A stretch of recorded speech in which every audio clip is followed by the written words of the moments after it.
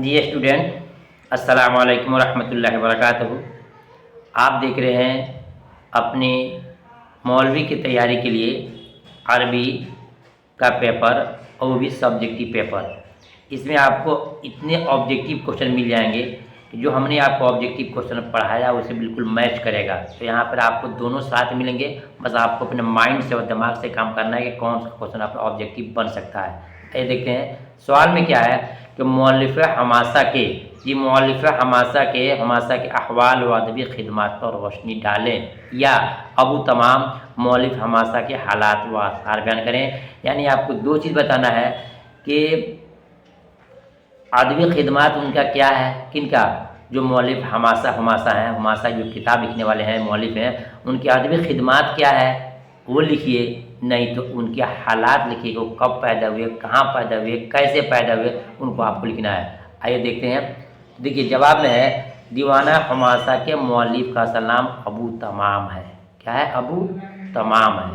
अबू तमाम हबीब इब्न औस था जो शहर दमिश्क में एक बस्ती जासिम का रहने वाला था। मालूम हो गया कि बस्ती का नाम जासिम हो गया। पूछ सकता है कि जगह पैसा पैदा हुए थे, तो बस्ती जासिम पैदा हुए थे। असल नाम क्या था? तो अबू तमाम हबीब इब्न औस असल नाम हो गया। अच्छा, उसके बाद उसकी पैदाइश जो है 1808 में, जी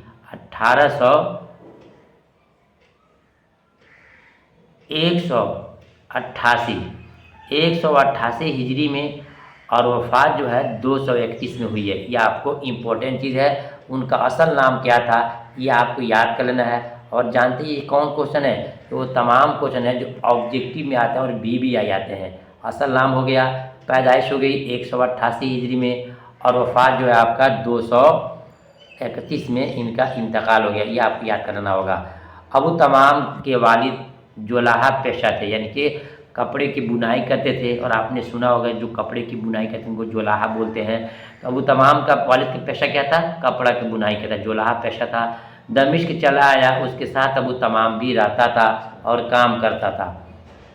सीने बुलूग को पहुँचने के बाद, यानी कि जब बालिग हो गया, बड़े हो गए, पहुँचने के बाद मिस्र चला गया, जहाँ उमर बिन अबुल आस से, है ना, कि मस्जिद में पानी भरता था, यानी कि खिदमत करता था, और वहाँ के उलमा से इल्म सीखता था। कौन? वही हमासा के मौलिफ़। आशारे याद करता, शायरों की नकलें उतारता, और उन्हीं कोशिशों की बदौलत एक दिन ऐसा हुआ कि एक दिन शायरी के उस मकाम पर पहुंचा जहां उसके हम असरों में कोई हरीफ न बन सका। देखिए इसको कहते हैं मेहनत, इसको कहते हैं स्ट्रगल, यानी कोशिश करना। बताइए, मस्जिद में पानी भरने का काम करना, खिदमत गुजारी करना, लोगों की खिदमत करना, लेकिन शायरों के मजलिस में बैठ करके ये तमाम बातों को अगर सुन लेते हैं, इम्तिहान में आराम से आप लिख सकते हैं उनका असल नाम क्या था, कब पैदा हुए थे, कहाँ पैदा हुए थे, और फिर बोलेंगे कि अपने वालिद के साथ ये फ़लाँ जगह चले आए और हम मस्जिद में पानी के काम भरने करते थे, लोगों की खिदमत करते थे, लेकिन शोराए कराम के मजलिसों में बार बार बैठते, उनके शेर व शायरी का सुनते और उन्हीं तरफ पढ़ने की कोशिश करते, नकल उतारते थे। ठीक है ना। और एक वक़्त आया कि इतना ज़बरदस्त शायर बने कि उनके हम असर, यानी कि जो उनके बराबरी के वक्त के शायर थे, जो उनके मकाम को नहीं पहुँच सके, उनकी शायरी की अतराफ़ जवानी में फैलती गई। उनकी शायरी क्या है? अतराफ़ जवानी में लिखा है, इस मकाम पर पहुँचा जहाँ उनके शोरा कि हम असर जो थे वो नहीं पढ़ सके। उनकी शायरी अतराफ़ जवानी में फैलती, जवानी मैंने अगल बगल में फैलती चली गई। वो मिस्र से निकलकर सखी लोगों के यहाँ जाता, मदाही करता और इनाम पाता। मदाही कैसे कहते हैं? उनके तारीफ़ में अशार लिखता और वह इनाम पाया करता था। और मदाही में उसके मकाम का कोई और न पा सका। नतीजा ये निकला कि उसकी ज़िंदगी में कोई दूसरा शायर एक दिरहम भी शायरी के ज़रिए पैदा न कर सका। इतना ज़बरदस्त बड़ा शायर बन गया। लोगों से कुछ सीखा और सीख करके अपने ज़माने के शायरों से सबसे आगे वो निकल गए। ये दिमाग, जहन और मेहनत का नतीजा था। प्यारे स्टूडेंट, आप भी अगर दिल और दिमाग से मेहनत करते हैं तो कामयाबी आपके कदम चूमेगी। अबू तमाम ने अपनी उम्र में 40 बहारें भी न देखी थी कि अल्लाह को प्यारा हो। क्या मतलब? 40 साल भी ज़िंदगी नहीं पाए, बल्कि 40 साल से अब पहले वो अल्लाह के प्यारे हो गए और दुनिया से रुखसत हो गए। अब वो तमाम किताबों का मुताला का कीड़ा था, यानी जहाँ जैसे किताबें मिली फ़ौरन किताब को पढ़ना शुरू किया करते थे। अच्छा, उसने खुद अपना एक कुतुब खाना कायम कर रखा था और दिल जमाई से शायरी भी करता था। उसने 5 किताबें लिखी हैं, उन्हीं में एक हमासा भी है। मालूम गया कि अबू तमाम ने जो किताबें लिखी हैं उन्हीं किताबों में क्या है, एक हमासा किताब भी उनकी है।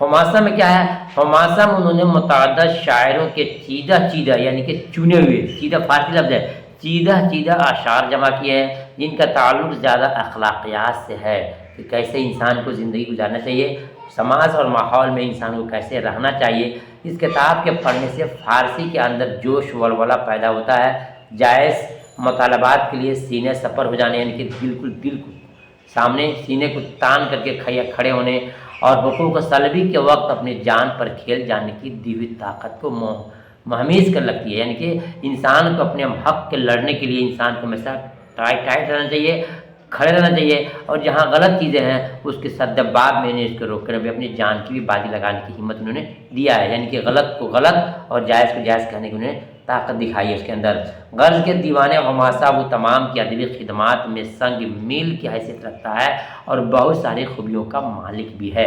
ठीक है, ये हो गए उनके अदबी खिदमात और उनके कारनामे और उनके पैदाइश और उनके वाक़ात। अगर आपने इन चीज़ों को सही मानों में 1 से 2 बार 3 बार पढ़ लिया, जो मैंने आपको बताया, लिखा, समझाया, इंशाअल्लाह आसानी के साथ बग़ैर किसी चीट चाट के आराम से आप लिख सकते हैं। लिखना क्या है, अबू मौलिफ हमासा के बारे में, उनका नाम क्या था, कुनियत क्या थी और उनका असल नाम क्या था, कब पैदा हुए थे और कहाँ पैदा हुए थे, और उन्होंने कौन कौन सी किताबें लिखी हैं, क्या कारनामा अंजाम दिया है, उस किताबों की खूबियत क्या है। इसको 1 से 2 बार पढ़ने के बाद से मुकम्मल आपके ज़हन में बात आ जाएगी। ख़ास तौर से मेरे वो बच्चे जो मदारिस के तलबा हैं, स्टूडेंट हैं, उनका ज़हन ज़रा वसी होता है और बहुत जल्दी बातों को समझ लेते हैं। मैं आपसे कहूँगा वीडियो आपको अच्छी लगी तो वीडियो को लाइक करने के साथ दूसरों में शेयर जरूर कीजिएगा। एक और चैप्टर आपको पढ़ाता हूँ जो बहुत ही इंपॉर्टेंट है, ये सुनने करके इंशाल्लाह वीडियो को ख़त्म करूँगा। सवाल है, उक्तबू नबज़न मिन हवाले हयाती लिसाहिबिल मकामात, यानी साहिब मकामात के बारे में आपको लिखने के इम्तिहान में आ सकता है। लिखेंगे जवाब में, अबुल फजल बदिउज़्ज़मा अहमद बिन हुसैन हमदान में पैदा हुए। अबुल फजल बदिउज़्ज़मा अहमद बिन हुसैन हमदान में पैदा। ये अरब के तरीक़ा है कि बाप के दादा के नाम सब जोड़ कर लिखा जाता है। अबुल फजल बदिउज़्ज़मा अहमद बिन हुसैन हमदान में पैदा हुए और वहीं परवरिश पाकर बढ़े। उन्होंने फ़ारसी अरबी दोनों ज़बानों में इल्म हासिल किया। हमदान में कोई ऐसा अदीब न छोड़ा जिसका तमाम इल्म हासिल ना कर लिया, इसको शौक़ बोलते हैं। फिर हमदान छोड़कर साहिब बिन आबाद के पास चले गए और उनके उलूम व एहसानात से तरक्की पाई। बाद आज़ाद जुरजान का रुख किया और अकनाफ इस्माइलिया में रहे। खुद को अबू सईद मोहम्मद बिन मंसूर की खिदमत में वक्फ कर दिया। सीखने के लिए अपने आप को वहाँ पर निछावर करना पड़ता है, अपने आप को कुर्बानी वहाँ देनी पड़ती है। 382 हिजरी में निशापुर गए जहाँ उनकी खुदादाद सलाहियत के जौहर आश्कार हो गए, सामने आ गए और लोगों में आम शोहरत हो गई। वहाँ उन्होंने 400 मकामात लिखवाए। फिर अबू बकर से मुनाजरा करने मशगूल हो गए जो उनसे ज़्यादा सीन रसीदा और नामवर थे, यानी कि ऐसे लोग थे जो बहुत ज़्यादा उम्र दराज थे और बहुत ज़्यादा वो नामवर और मशहूर भी थे। कुछ लोगों ने उन्हें गालिब बताया, कुछ ने उन्हें बदी को उनकी जवानी और जोश बयानी से नीज़ खुद नुमाई की ज़रूरत ने मदद बहम पहुँचाई। चुनांचे वह खारजनी पर उस कदर नुमाया फौक़ियत ले गए कि उसकी वजह से मरादरा से उनकी शोहरत आम हो गई और इज़्ज़त बढ़ गई। उधर उनके हरीफ ने दाई अजल को लब्बैक कहा, यानी कि उनके इंतकाल हो गया, जिसके बायस उनके लिए मैदान साफ और साजगार हो गया। फिर वह ईरान के उमरा से मदद मांगते हुए शहर ब शहर फिरते रहे और बिल आखिर हेरात में मुस्तकिल क़याम पजीर हुए, हत्ता कि वहाँ के मुअज़्ज़िज़ीन और उमरा में उनका शुमार होने लगा और नहायत आसूदगी और खुशहाली से वहाँ ज़िंदगी गुजारी।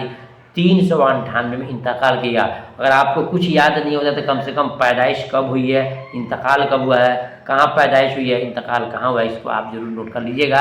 आपके 2 नंबर 4 नंबर एक क्वेश्चन लिखने आपको आसानी होगा उनके हालात के ताल्लुक से।